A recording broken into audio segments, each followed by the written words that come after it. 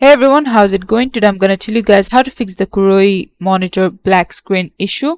Now, one thing I'll tell you guys is oftentimes there's more than you can just solve at home. Maybe it's an issue with the hardware itself.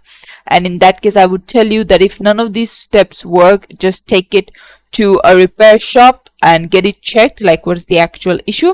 First up, you want to make sure that your HDMI is correctly connected, and then you also want to connect your correct input source. If you've done it on HDMI, select that. If you're on DisplayPort, select that. And then on your laptop or desktop, you need to verify that the display settings are configured correctly. You could also try a different cable because a lot of times it is a cable problem.